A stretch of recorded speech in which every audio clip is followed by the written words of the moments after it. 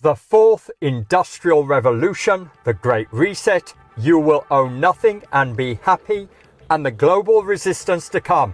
This week, the world's richest and most powerful people have jetted into the beautiful ski resort town known as Davos to link up with the World Economic Forum.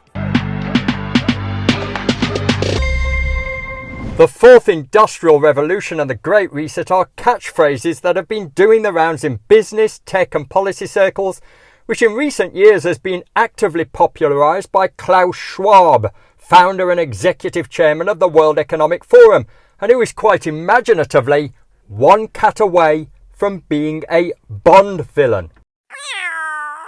Previously, the Great Reset has been described as an internationally coordinated project.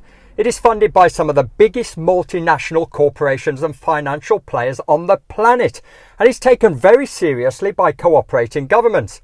It proposes a radical and total transformation of the global economy, its production, distribution and governance systems, and seeks to reset nearly every aspect of life on the planet.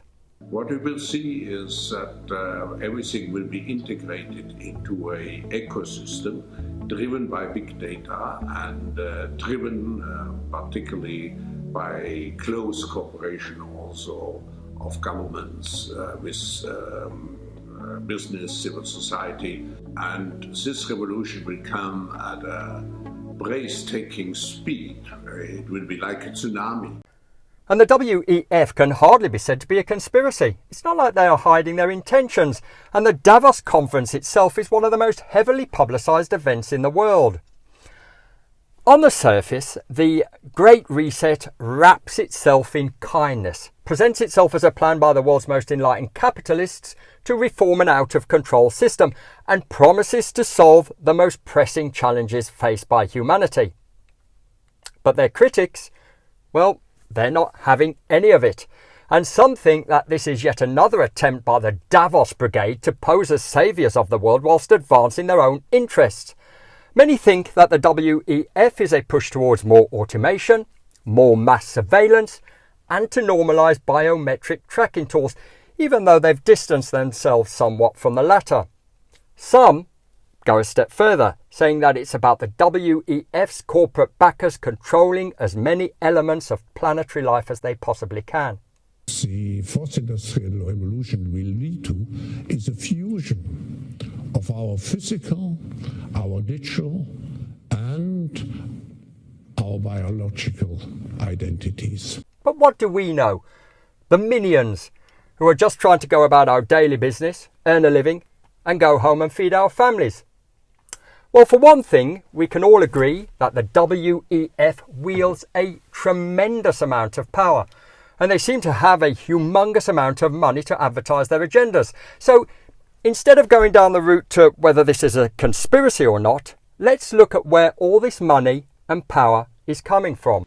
In porno, we call this the money shot. So according to the publication Forbes, so you can take it on board or discard it at will, in order to attend this highly exclusive event, you either have to be a member or receive a private invitation. And membership costs from as little as $60,000 to as much as $600,000 for full membership. There's also an additional fee of around $27,000, and that will get you into the event at Davos itself. So clearly this rarefied event excludes regular people like you or I, and it is people like you and I that this event is supposed to help. But get this right, because paying members make up just about every multinational you can think of, including Facebook, Goldman Sachs, BlackRock, the Qatari Investment Group, all kinds of multinationals. And in fact, it boasts over 1,000 members, paying members. Now, you can add to that list Amazon, who are renowned for treating their employees really badly. Bay Systems. Now, Bay Systems is a company that has made billions from selling arms around the world. And Nestle, who were accused of aiding and abetting the illegal enslavement of thousands of children. Are we really meant to believe that these companies are in it for altruistic reasons and not in it to purely benefit themselves? And so much for greenwashing, because oil companies like Chevron and car manufacturers like Volkswagen are fully paid up members. How dare you! It seems to me that the World Economic Forum is nothing more than a self-serving ultimate lobbying organisation. And what do lobbyists do? Well, they lobby either directly or through special interest groups to curry favour to benefit themselves. And history has shown us, hasn't it, that whenever there is a lot of money put into selling a specific message to the general public, it isn't there to benefit the people. I mean, take Uber for example. When did they ever lobby to benefit its workforce? I'll tell you when. Never. And yes, Uber is a fully paid up member of the World Economic Forum. The problem with the Great Reset is that it puts too much faith in the ability of discredited governments and corporations to re-engineer society in a way that better serves the needs and desires of all citizens.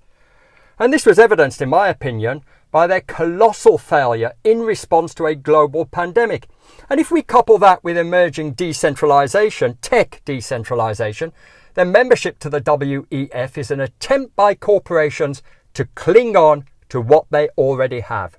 Just remember, when they say you will own nothing and be happy, another little WEF catchphrase, what they really mean by that is whilst you will own nothing, they will own everything. And the way I see it, maybe we should be looking less towards the Great Reset and more towards the Great Escape. But what do I know? After all, I'm just a taxi driver. I hope you've enjoyed this video. If you want to see more, please like and subscribe. There's a brand new format coming shortly. You can DM me on Twitter at Sean Paul Day, or you can email me at seanpaulday@gmail.com. So all that's left for me to say now is I look forward to seeing you all out there on the mean streets.